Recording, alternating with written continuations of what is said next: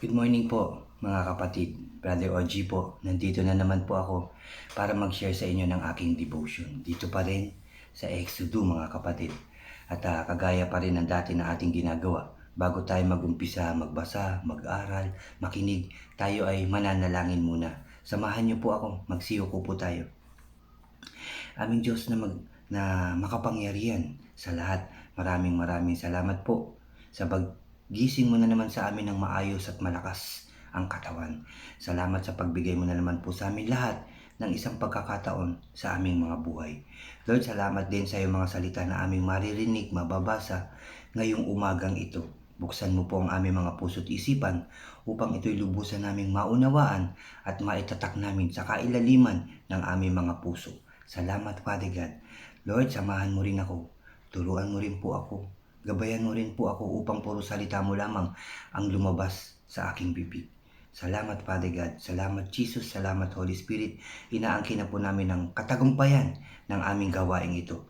Pinupuri ka namin at pinasasalamatan sa tanging pangalan ng aming Panginoong Hesukristo. Tayong lahat ay magsabi ng Amen and Amen. At ito po ang aking channel.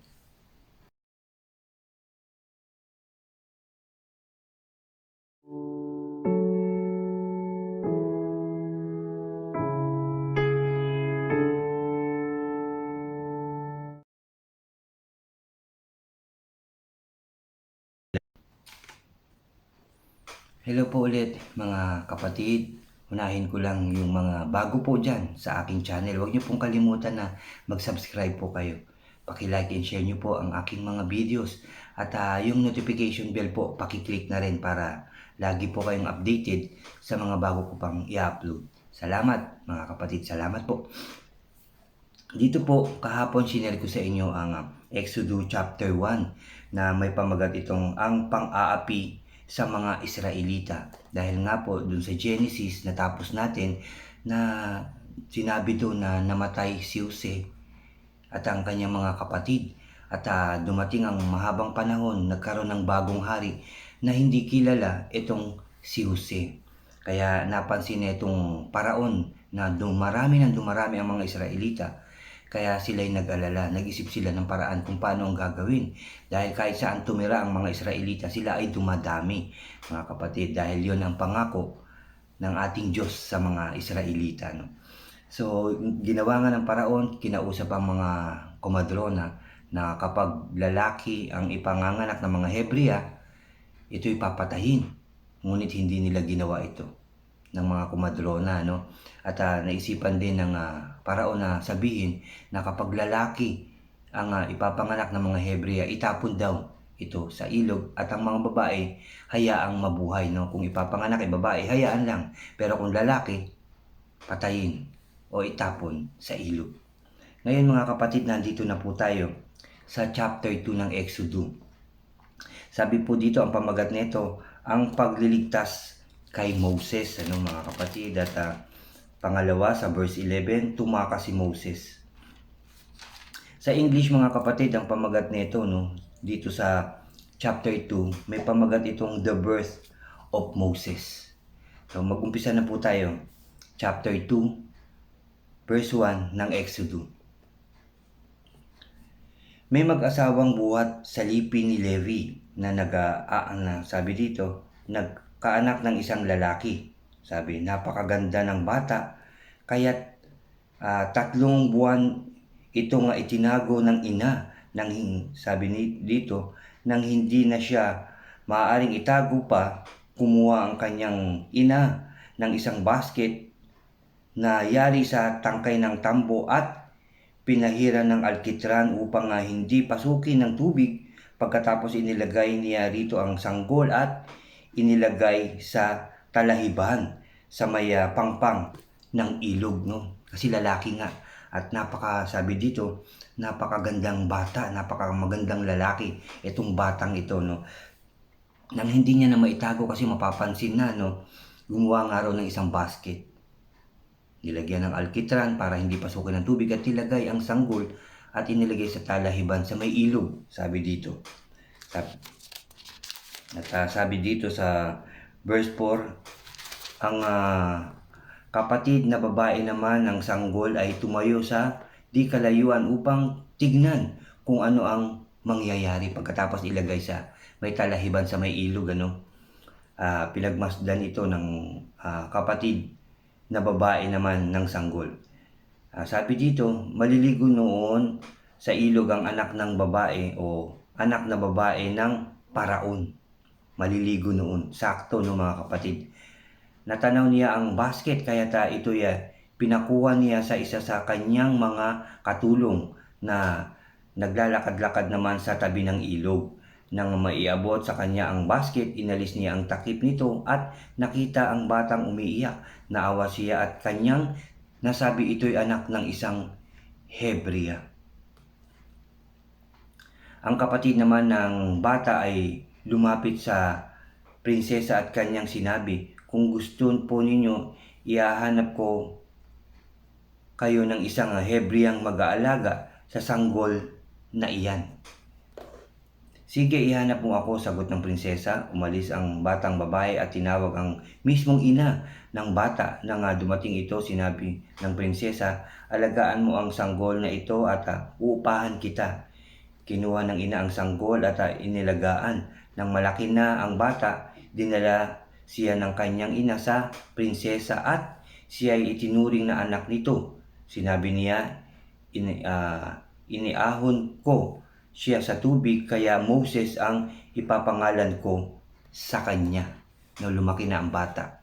Yung ina pa rin na nag-alaga, kunyari hahanap daw itong bata ng tagapag-alaga, pero yung mismong ina ni Moses ang nag-alaga sa kanya. Kaya nung lumaki na, dinala niya sa prinsesa. At yun nga, pinangalan ay isang Moses nga po ang ipinangalan dun sa lalaki. Sabi pa dito, verse 11 mga kapatid, tumakas si Moses, sabi sa pamagat. Nang binata na si Moses, dinalaw niya ang kanyang mga kababayan at nakita niya ang hirap na tinitiis ng mga ito dahil sa mabibigat na gawain. Nakita pa niyang sinasaktan ng isang Ehipyo ang isang Hebreo. Tumingin-tingin siya sa paligid nang wala siyang makitang tao, pinatay niya ang Ehipsyo mga kapatid. Nakita niya yung grabing paghihirap at sinasaktan pa yung kanyang mga kababayan. Kaya ang ginawa niya, lumingon-lingon siya. Nang wala siyang mapansin, pinatay ni Moses yung Ehipsyo. No? Sabi pa dito, at tinabunan ito ng buhangin. Nagbalik siya kinabukasan at may nakita siyang dalawang Hebreong nag-aaway. Tinanong niya ang may kasalanan, bakit mo sinasaktan ang kapwa mo Hebreo? Bakit kayo nag-aaway? Bakit mo sinasaktan ang kapwa mo? Sabing ganyan. Sino ang nagbigay sa iyo ng kapangyarihang mga siwa at humatol sa amin? Papatayin mo rin ba kami? O papatayin mo rin ba ako tulad ng ginawa mo sa Ehipsyo? Sabi ng Hebreo mga kapatid. Tanong nito sa kanya, natakot si Moses nang marinig niya ito at noon niya nabatid na may nakakita pala sa ginawa niya sa Ehipsyo. Kala niya walang nakapansin. Kala niya walang nakakita sa pagpatay niya sa Ehipsyo, pero meron pala. Kaya siya ay natakot mga kapatid, nag-alala siya. Nakarating ang balita kay Paraon, kaya ibig niyang ipapatay si Moses, ngunit ito'y nakatakas at nakarating sa Midian. Tumakas si Moses mga kapatid. Nakarating na yun sa Paraon kaya gusto na siyang ipapatay. Pero nakatakas na si Moses. Pagdating sa Midian, naupo siya sa tabi ng isang balon. Dumating naman ang 7 anak ng babae. Sabi dito, ulitin ko lang, verse 16, dumating naman ang 7 anak na babae ng pari noon upang sumalok ng tubig at painumin ang kawan ng kanilang ama. Ngunit may dumating na mga pastol at itinaboy sila. Nakita ni Moses ang pangyayari kaya sinakluluhan niya ang mga babae at tinulungang magpainom sa kawan. Maagang nakauwi ang mga babae kaya tinanong sila ng kanilang amang si Reuel, bakit maaga kayo ngayon? Mangyari po, ipinagtanggol kami ng isang Ehipsyo laban sa mga pastol.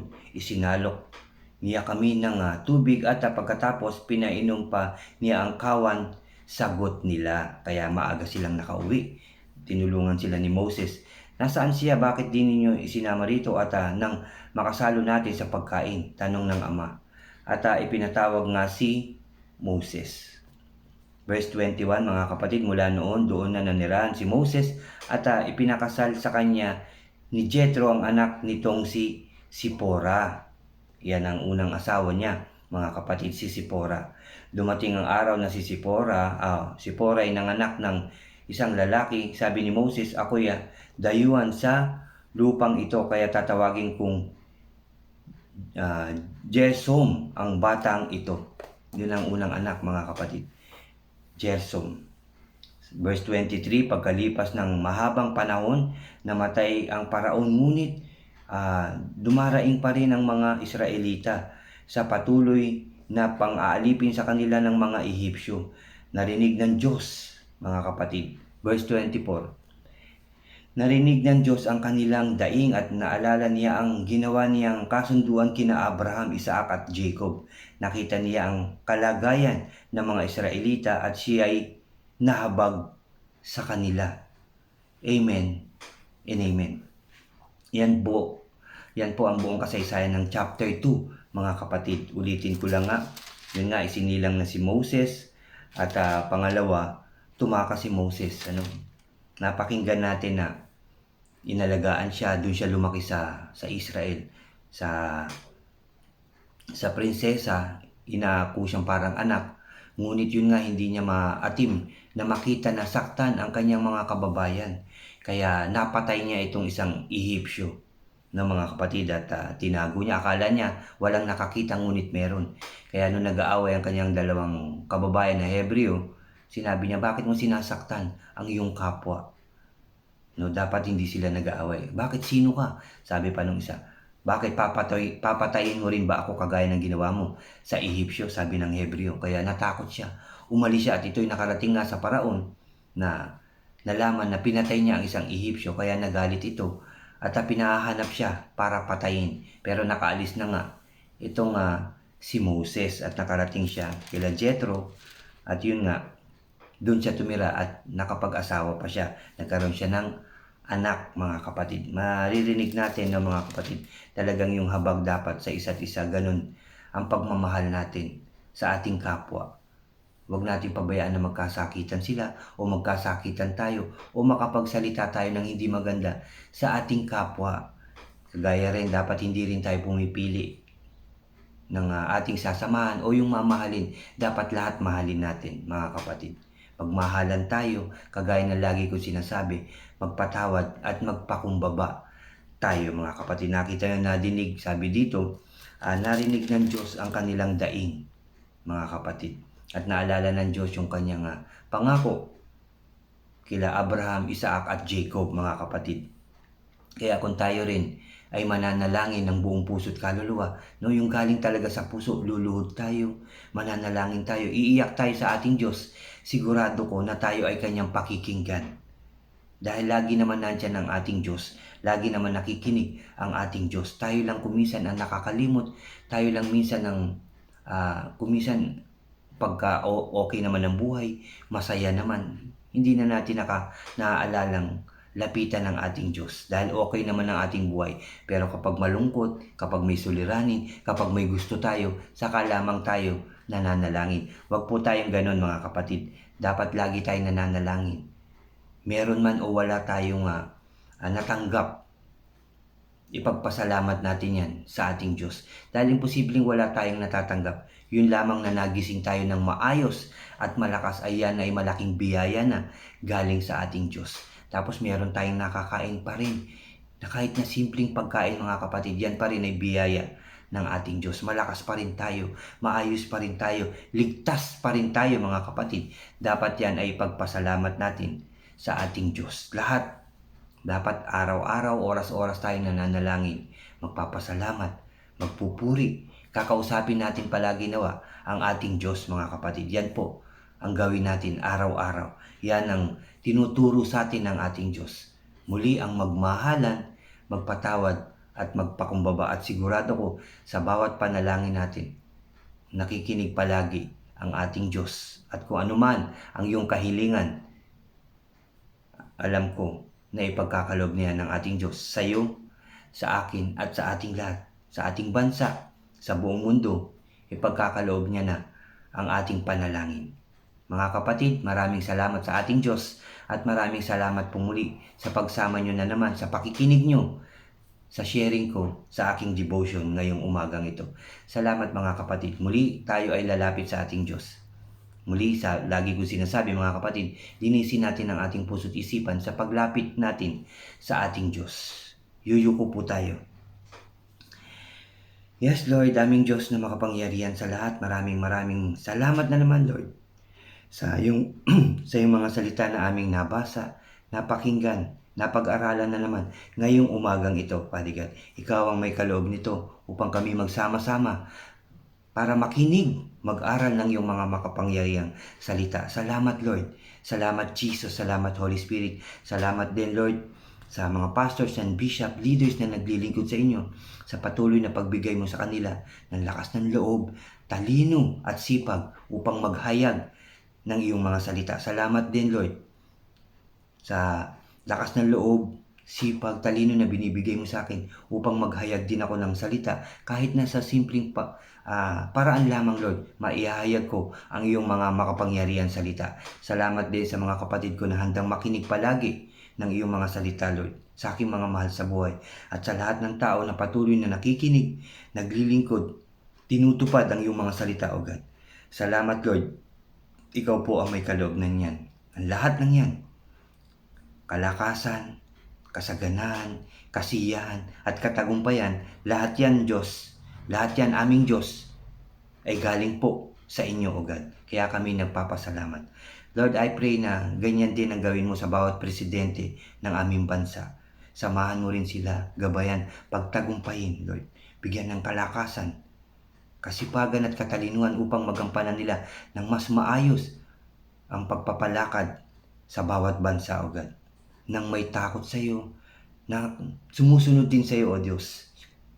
Salamat, Lord, dahil alam ko po na lagi ka nakikinig sa bawat panalangin namin. Salamat, Father God. Salamat din sa kaligtasan, sa anumang kapahamakan, karamdaman at tukso, Lord, dahil lagi mo kaming inilalayo dyan. Lagi mo kaming inililigtas, O Diyos. Kaya salamat, Father God, sa iyong pag-ibig na hindi nagbabago sa bawat isa.